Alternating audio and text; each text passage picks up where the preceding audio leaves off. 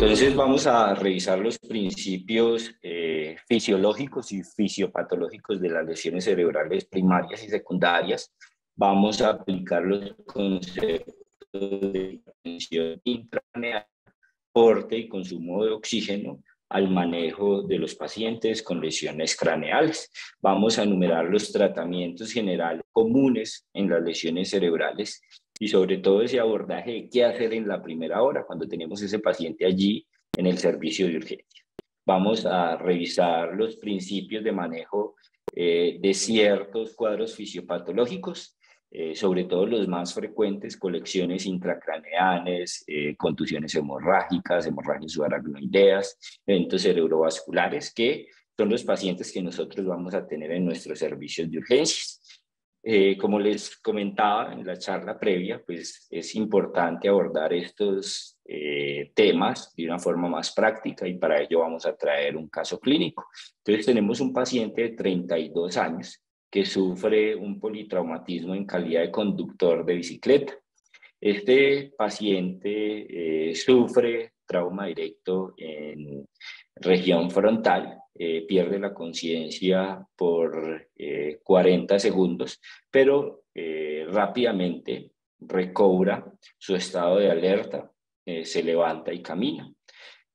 Aunque sus respuestas son lentas, no muestra en ese momento ningún déficit vocal. Es decir, no tiene hemiparesias, no se evidencian alteraciones del lenguaje, sí se ve un movimiento lento y se ve el paciente conmocionado. A los 30 minutos de llegado este paciente al área de urgencias, pierde su capacidad de respuesta y mueve menos el brazo izquierdo que el derecho. Rápidamente se lleva a un TAC. Este paciente tiene estas constantes vitales. Tiene frecuencia cardíaca 110, tensión arterial 142/74, frecuencia respiratoria 20, tiene una saturación de 94 y una glucosa de 250. Entonces, se lleva a realización de una tomografía. Entonces, es importante nosotros desde este escenario empezar a pensar en las posibles causas de lesión primaria. Entonces, ¿cuáles son las lesiones primarias? Pues son lesiones que nosotros no podemos controlar, simplemente aparecen, ¿cierto? Entonces, unas son las traumáticas, otras son las vasculares, las enfermedades cerebrovascular isquémica, hemorrágica, las inflamatorias, que hace referencia a procesos infecciosos intracraneales, causas metabólicas como estados hiperglicémicos. Todas estas llevan a edema cerebral. Esta es la característica de una lesión primaria, ¿cierto? Y al presentar edema cerebral, desarrollan lesiones secundarias. En sí, la causa de muerte cerebral no es la lesión primaria, es la lesión secundaria que se produce a consecuencia de esta primera noxa, ¿cierto? Entonces siempre debemos tener en la cabeza qué tipo de lesión primaria tiene mi paciente. En este caso, el tipo de lesión primaria, pues obviamente con el antecedente de trauma, pues es una lesión primaria de origen traumático. Dentro de las lesiones primarias de origen traumático, nosotros encontramos un hematoma epidural, un hematoma subdural, una hemorragia subaracnoidea traumática, inclusive contusiones intraparenquimatosas, contusiones hemorrágicas, ¿cierto? Pero no solo estas son las lesiones primarias, o sea, no solo son las traumáticas, ¿sí? También les decía que las de origen vascular, ¿cierto? Vascular. Entonces, una oclusión aguda de la arteria cerebral media, cerebral anterior, cerebral posterior, comunicante anterior, en fin, también me da una lesión primaria. Pero no solo las traumáticas y las vasculares, también las de causa inflamatorio. ¿De qué origen? Entonces, aquí entran las infecciosas, una meningitis, una meningoencefalitis, un absceso cerebral. También me produce lesión cerebral primaria y a consecuencia de esta lesión cerebral primaria, edema cerebral. Las asociadas a compresiones, y aquí entran todas las causas tumorales y las causas metabólicas. ¿Cuáles metabólicas? Pues ya les hablaba inicialmente de una, entonces el estado hiperglicémico, hiperosmolar, pero no solo eso, una encefalopatía urémica, una encefalopatía amoniacal, también se caracterizan por debutar con edema cerebral y aparición de lesión primaria y luego lesión cerebral secundaria. Entonces siempre nosotros vamos a tener en mente estos tipos de lesión primaria, ¿cierto? 1, traumática; 2, isquémica; 3, inflamatoria; 4, por compresión; y origen metabólico. Si nosotros tenemos esa forma de pensar sistémica, siempre vamos a generar como un algoritmo de acción en este paciente, ¿cierto? Entonces, estas, ¿qué me van a dar? Lesión cerebral de origen primario, ¿cierto? Entonces, nosotros no podemos controlar este tipo de lesión, ¿sí? Simplemente aparecen, ¿cierto? A consecuencia del accidente, a consecuencia pues de la oclusión aguda de la cerebral media, a consecuencia de la infección, a consecuencia del tumor, a consecuencia de una descompensación metabólica, es decir, yo no tengo control. Pero estas me van a llevar sin duda alguna a lesiones secundarias, ¿cierto? Y estas secundarias yo sí las puedo controlar, ¿sí? O al menos evitar que se manifiesten de una forma crítica, y las secundarias son las que van a llevar a una muerte cerebral, ¿sí? Entonces aquí tenemos algunos ejemplos, ¿cierto? Entonces tenemos una hemorragia intraparenquimatosa, ¿sí? Esta puede ser de origen hipertensivo. Tenemos una hemorragia subaracnoidea, miren allí, ¿sí? Tenemos hemorragia subaracnoidea, ¿sí? Esta puede ser de origen espontáneo, puede ser de origen traumático. Tenemos un hematoma subdural, ¿sí? Este es de origen traumático. Y tenemos una oclusión, ¿sí? De muy probablemente una cerebral media, ¿sí? Entonces aquí tenemos tenemos hipoecogenicidad, hipodensidad, perdón, en un gran territorio vascular que probablemente corresponde a esta arteria cerebral media que se ocluyó agudamente. Ejemplos de lesiones primarias. Bueno, entonces la característica de estas lesiones primarias entonces me van a dar la aparición de edema cerebral, ¿cierto? Y este edema cerebral lo que va a hacer es empezar a tener una compresión ¿sobre qué? Sobre estructuras vasculares probablemente. Y luego de esta lesión primaria, pues entonces tenemos la lesión secundaria, ¿sí?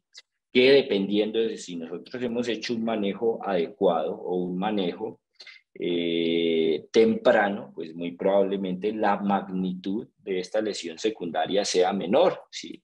Pero si nosotros tenemos el paciente febril, no nos fijamos en el CO2 del paciente, no nos fijamos en la oxigenación, no nos fijamos en la presión arterial media, pues muy probablemente vayamos a tener una lesión cerebral secundaria de mayor magnitud que me va a producir a mi mayor edema, ¿sí? A consecuencia de esa hipoperfusión global y regional, mayor hipoxia, y terminar en la muerte encefálica de mi paciente, ¿sí? También las alteraciones hidroelectrolíticas van a acentuar las lesiones secundarias y las lesiones por reperfusión, ¿sí? Entonces, lo que a mí me va a llevar a muerte cerebral va a ser la aparición de lesiones secundarias. Entonces, el esfuerzo que yo haga con mi paciente neurocrítico va a ser enfocado no al control de la lesión primaria, no, va enfocado es a evitar la aparición de lesiones secundarias como tal. Bueno, debemos acordarnos nosotros de la teoría de Monroe-Kelly, que es muy importante en el principio de lesiones cerebrales. ¿Qué es la teoría de Monroe-Kelly? Es que nosotros tenemos un contenido en un continente, ¿cierto? ¿Cuál es el continente? La bóveda craneana. ¿Y cuál es el contenido? Pues la masa encefálica, las estructuras vasculares del cerebro y el líquido cefalorraquídeo, ¿cierto? Entonces, estas estructuras tienen una característica, que siempre están en un porcentaje constante dentro de la bóveda craneana, ¿sí? Porcentaje constante y no permiten variaciones. ¿Por qué? Porque el cráneo no se expande, ¿sí? El cráneo es una estructura que no es distensible, ¿cierto? Entonces, nosotros tenemos 80%, ¿sí?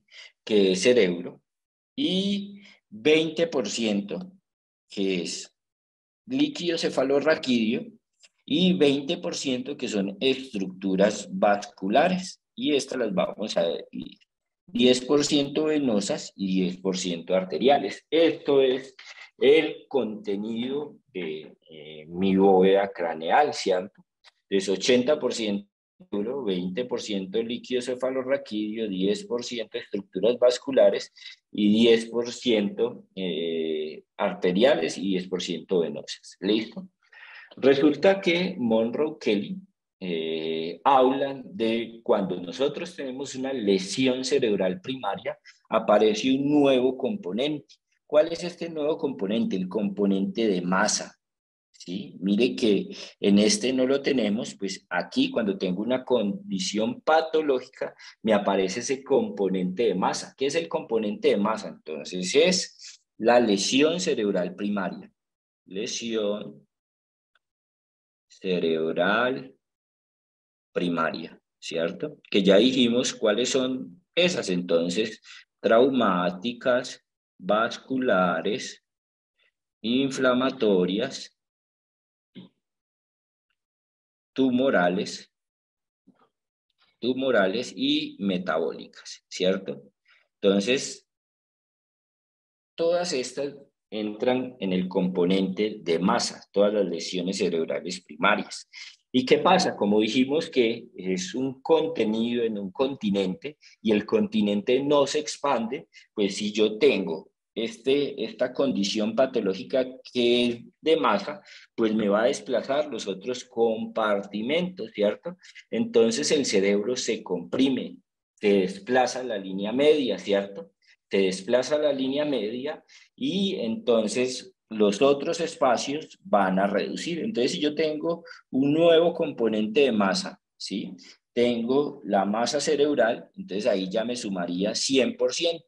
Entonces, yo tengo que desplazar. ¿Qué desplazo yo? Entonces, disminuyo el porcentaje de líquido cefalorraquídeo y disminuyo el porcentaje del componente vascular, ¿cierto? Que se disminuya el líquido cefalorraquídeo, pues no va a suceder nada grave porque pues, este paciente está quieto y la función del líquido cefalorraquídeo es una función de amortiguación, ¿sí? ¿Amortiguación de qué? De los impactos del cráneo, pero en estos momentos si el paciente está en decúbito, está acostado, no tiene movimientos bruscos, está allí quietico, ¿cierto?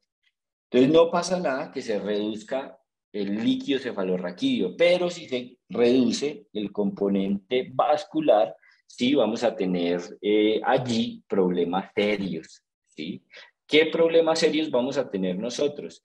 Pues va a disminuir la perfusión, ¿sí?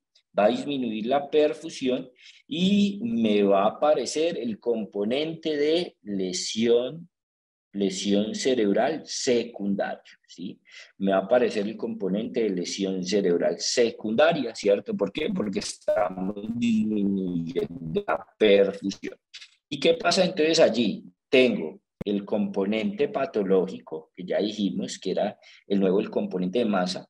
Por la lesión secundaria, el componente de masa aumenta, ¿sí? Aumenta, ¿sí? ¿Y qué es esto? Edema cerebral. Entonces, a consecuencia de disminuir las estructuras vasculares, pues me va a favorecer a la aparición de edema cerebral. Y esta aparición del edema cerebral, ¿qué hace? Pues disminuye aún más el componente vascular y el paciente va a terminar muerto. ¿Sí? Va a terminar con una muerte encefálica. Va a terminar con muerte encefálica. Bueno, entonces resulta que cuando yo tengo este componente de lesión cerebral, tengo este componente de lesión cerebral primaria, entonces rápidamente yo debo tener unas prioridades. Aquí es donde entra el manejo de mi paciente, la primera hora, ¿sí? Entonces, este es otro gráfico para mostrarles qué va sucediendo cuando tengo yo un componente, ¿sí? De masa, ¿cierto? Tengo un componente de masa adicional, ¿sí? De masa adicional, ¿sí? Me desplaza los otros compartimentos, vean aquí, el componente de masa aquí aumentó aún más, desplazó aún más los otros compartimentos, ¿cierto? ¿Y qué me va produciendo? Aumento de la presión intracraneana. Acordémonos que el cráneo no se expande, ¿sí? El cráneo no se expande, tenemos mayor lesión cerebral y la presión intracraneana. Nosotros hablamos de hipertensión endocraneana cuando esta presión está por encima de 20 milímetros de mercurio, ¿sí? Está por encima de 20 milímetros de mercurio. Y el problema de el aumento de la presión intracraneana es que vamos a tener isquemia y vamos a tener compresión de las estructuras más laxas, en este caso las estructuras vasculares y el líquido cefalorraquídeo. Bueno, es muy importante ya después de conocer que este primer componente es asociado a la lesión cerebral primaria, que por ese componente de masa empieza a presentar lesión cerebral secundaria, me va a llevar a aumento de la presión intracraneana. Y aquí es muy importante que ustedes tengan en cuenta cuando tenemos un paciente con una lesión cerebral primaria, mi enfoque debe ir dirigido a mantener la presión de perfusión cerebral, ¿sí? ¿Y cómo yo mantengo mi presión de perfusión cerebral? Pues primero debo tratar de monitorizar la presión intracraneana, ¿sí?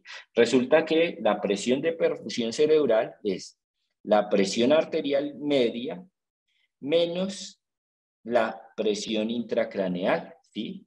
Menos la presión intracraneal.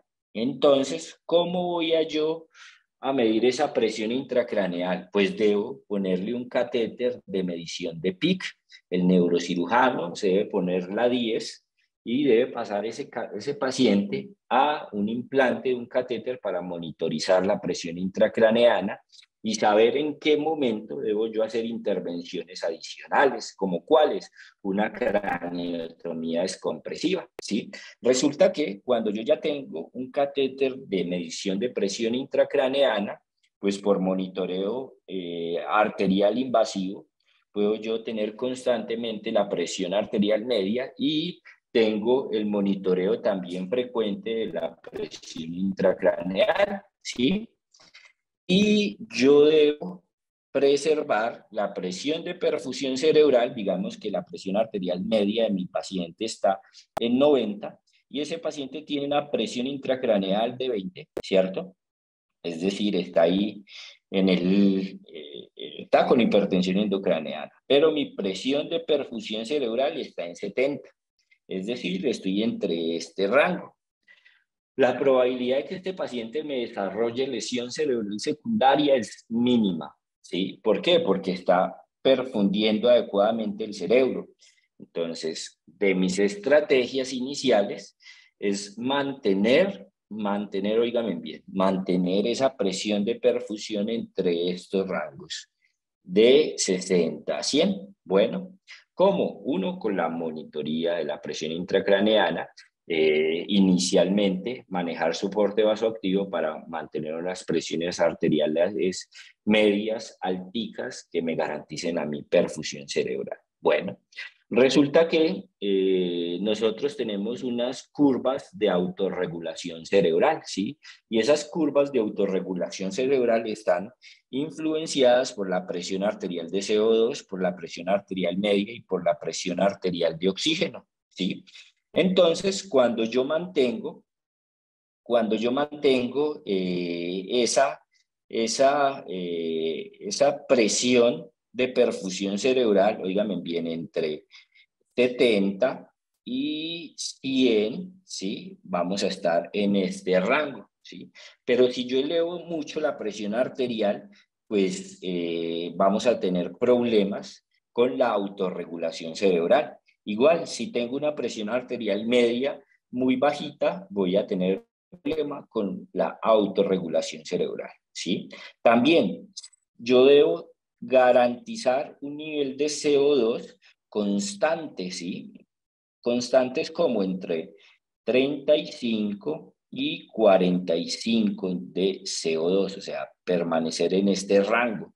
Si yo tengo niveles de CO2 altos, miren, si voy elevando estos niveles de CO2, pues voy a perder ese proceso de autorregulación cerebral y ese flujo sanguíneo cerebral normal. Igualmente, si yo tengo el paciente hiperoxémico, pues no va a suceder nada. Pero cada vez que yo voy disminuyendo la concentración arterial de oxígeno, también puedo perder esa autorregulación cerebral. Entonces es muy importante conocer esos fenómenos de autorregulación que están influenciados por presión arterial media, por la concentración de CO2 y por la concentración arterial de oxígeno, ¿cierto? Entonces es muy necesario también en el paciente neurocrítico, en esa primera hora de manejo, tomar gases arteriales y ver que mis rangos de CO2 estén entre 35 y estén entre 45, que mi presión arterial de oxígeno esté entre 65, ¿sí? Y 90 más o menos. Listo, también es muy importante. Y que mi presión arterial media, que vimos que era importante, ¿cierto?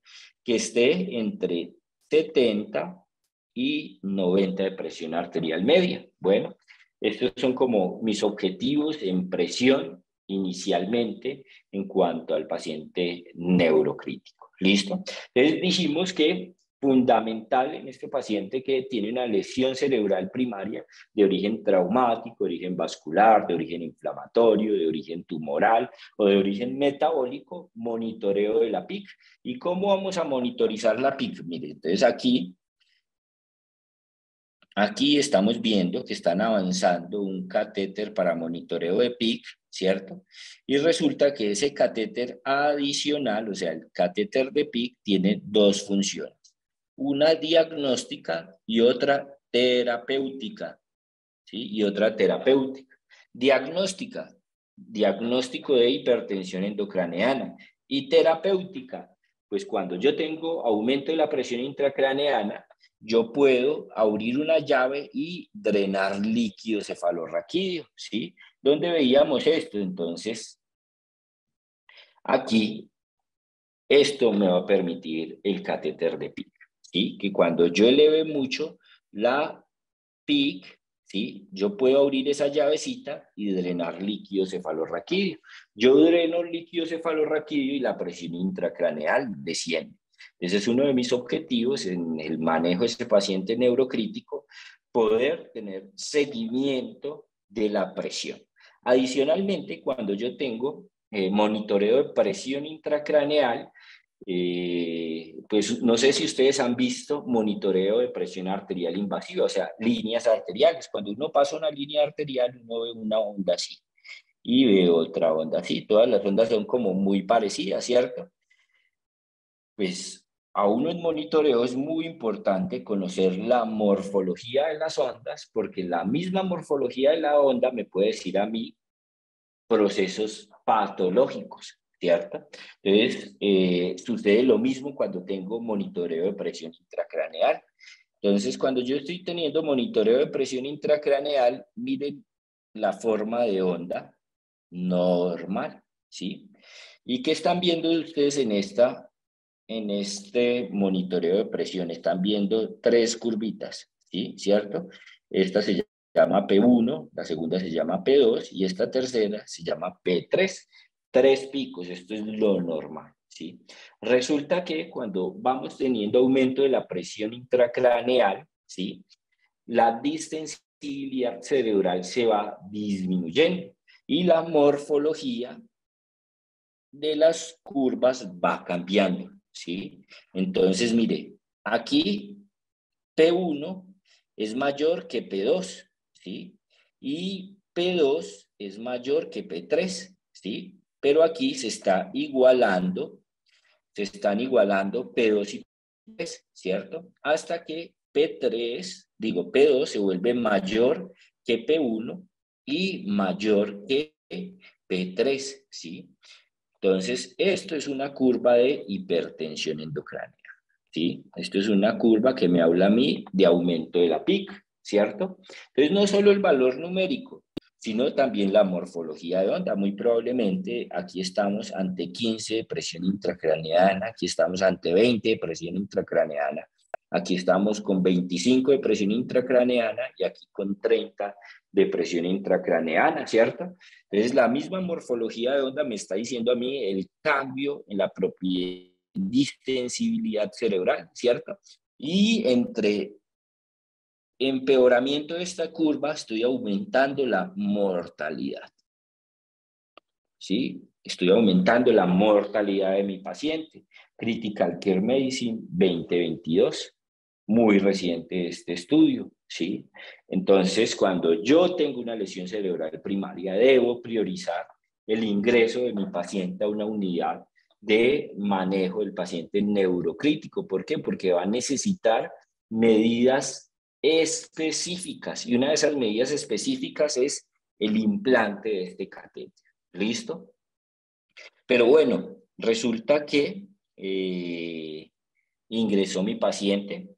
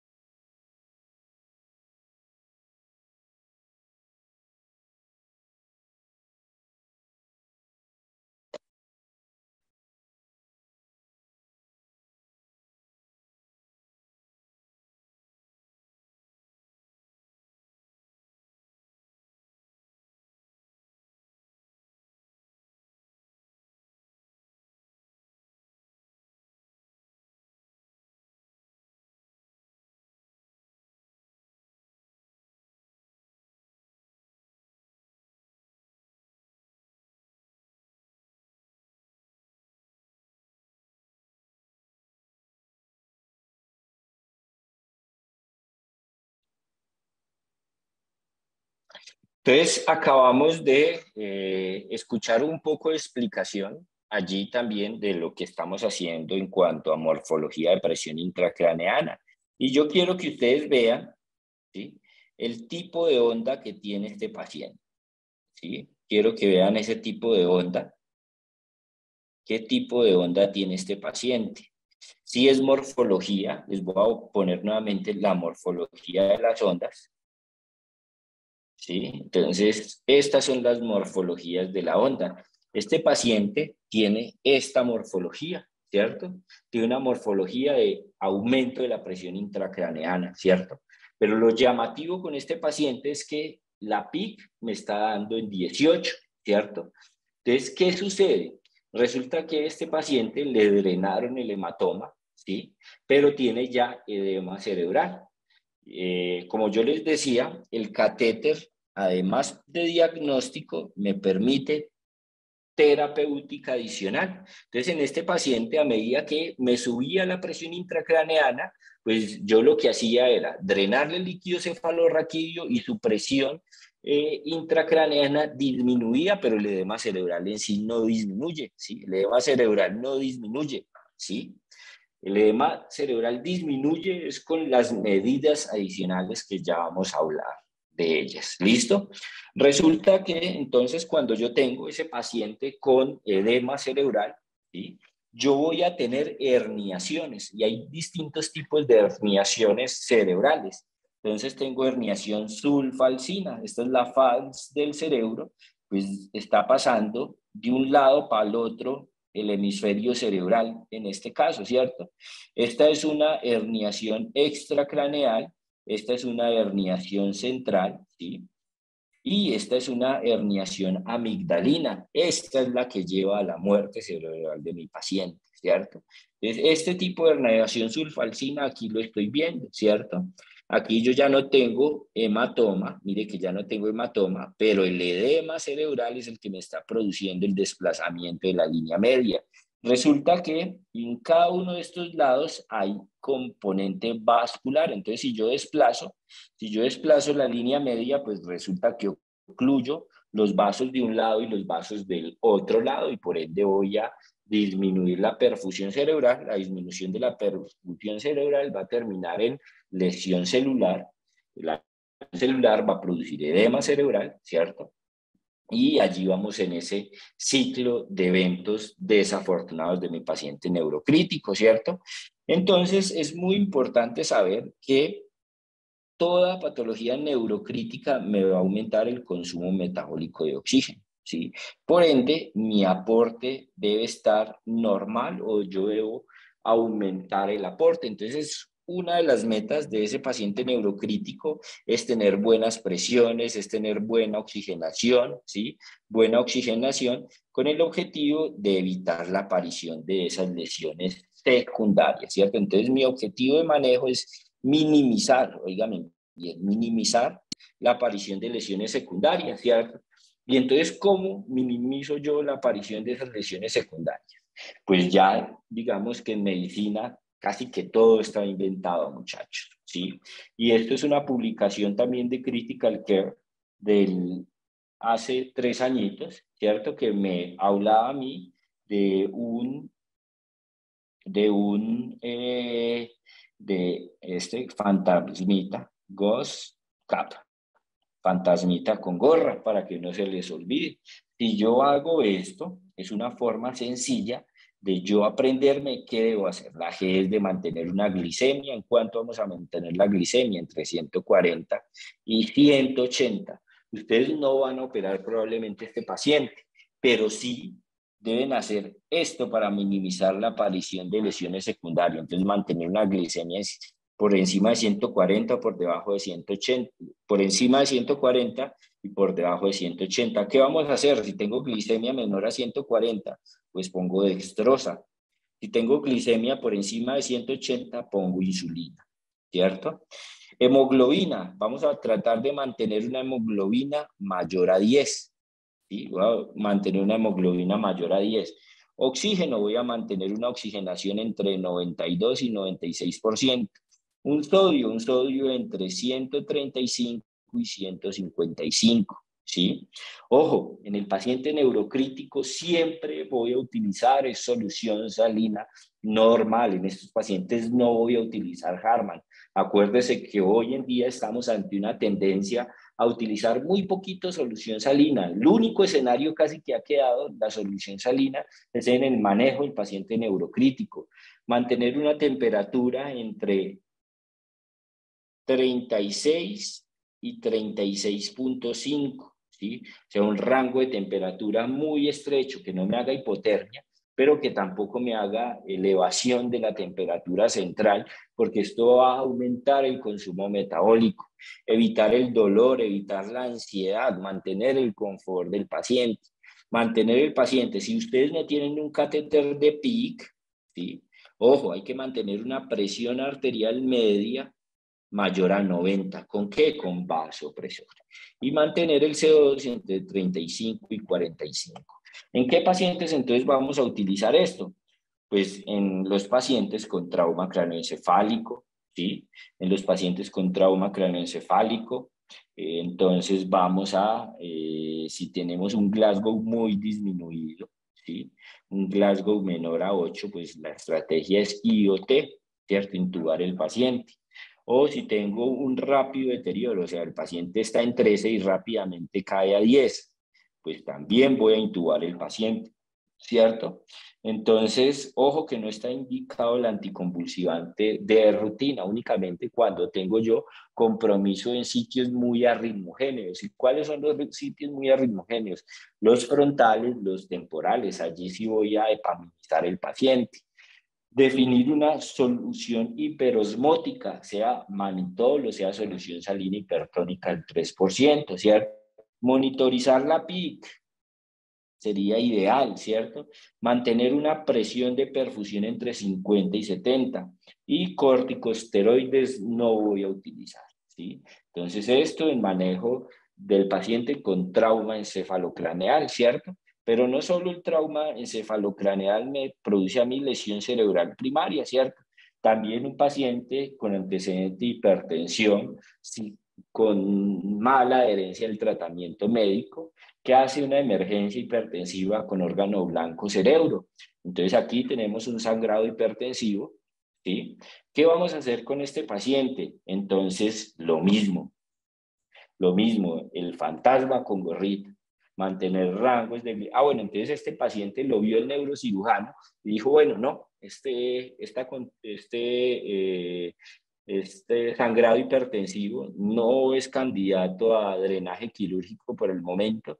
Entonces, mientras tanto, ¿qué vamos a hacer nosotros? Entonces, si el paciente tiene un Glasgow menor a 8, intubo, ¿cierto? Voy a mantener una glicemia entre 140 y 180. Voy a mantener una hemoglobina por encima de 10, voy a mantener una oxigenación entre 92 y 96, voy a mantener un sodio, ¿sí?, entre 135 y 155, ¿sí? Voy a mantener una temperatura mayor a 36, ¿sí?, mayor a 36, pero que no esté por encima de 37. Voy a mantener el paciente sedado, ¿sí? O al menos sin dolor, sin ansiedad, ¿cierto? Voy a mantener una presión arterial media mayor a 90, ¿sí?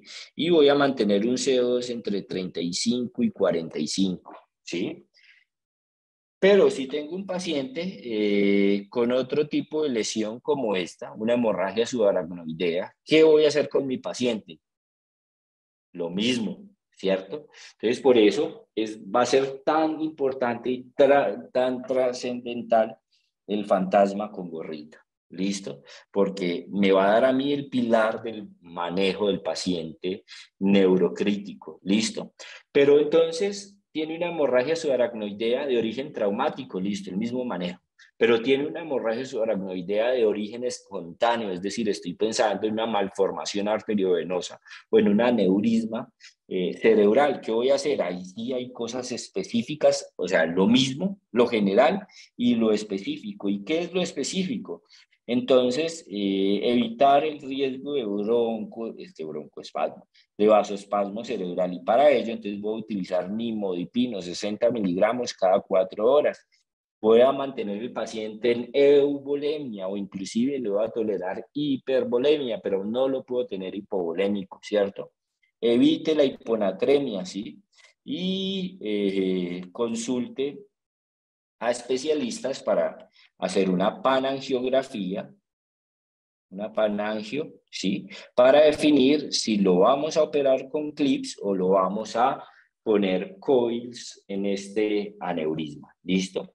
Pero tengo un evento isquémico, ¿cierto? Lo mismo lo ve el neurocirujano, dice no es candidato a cirugía, entonces vamos a hacer nuestro manejo general, vamos a hacer nuestro manejo general, ¿cierto? Y cosas particulares, definir tempranamente si estamos en tiempo de ventana, definir una trombolisis, ¿sí? O una embolectomía, ¿sí? Si estamos asociados a cifras tensionales muy altas y lo vamos a trombolizar, pues le debemos disminuir un 15% de la presión inicial, ¿cierto? Debe estar por debajo de 180, ¿sí? Si llegó en 200, entonces disminuimos a 180, lo trombolizamos y en las 24 horas siguientes de la trombolisis, mi objetivo no es llevarlo a normotensión, únicamente le voy a disminuir un 20%, es decir, este paciente tiene 180, o sea, lo voy a tener en 150 de sistólica o 140 de sistólica, no lo voy a dejar normotenso, mucho ojo con esto, ¿listo? La anticoagulación no está indicada, cosas específicas que hay que saber, ¿cierto? Pero tengo trastornos metabólicos o infecciosos, ¿sí? Entonces, ¿qué debo hacer? Lo mismo, ¿cierto? Mantener esas medidas generales, el fantasmita con gorra, ¿cierto? Evaluar la función electrolítica, función renal, función hepática, ¿sí? Si tengo elevados las transaminasas, pues muy probablemente va a estar haciendo una encefalopatía amoniacal. En este tipo de pacientes es muy importante nosotros conocer qué vamos a hacer, entonces evitar que las bacterias intestinales hagan reabsorción del amonio, y para esto entonces vamos a dar rifaximina, vamos a dar beta bloqueo, vamos a dar lactulosa, en fin, todo lo que vamos a hacer en una encefalopatía hepática. También estos pacientes pueden llegar a requerir implante de catéter para medición de presión intracraneana. Si estamos pensando en un componente infeccioso, ojo, pues hay que hacer una punción lumbar. Listo. Bueno, muchachos, esto era lo que tenía planteado para compartir con ustedes. Esta publicación de Critical Care del 2022 indudablemente se ha convertido en uno de los pilares del manejo del paciente neurocrítico, y esto es lo que nosotros debemos hacer en la primera hora. Siempre favorecer el diagnóstico de la causa primaria, saber si es de origen traumático, si es de origen inflamatorio, si es de origen vascular, si es de origen tumoral, en fin. ¿Listo?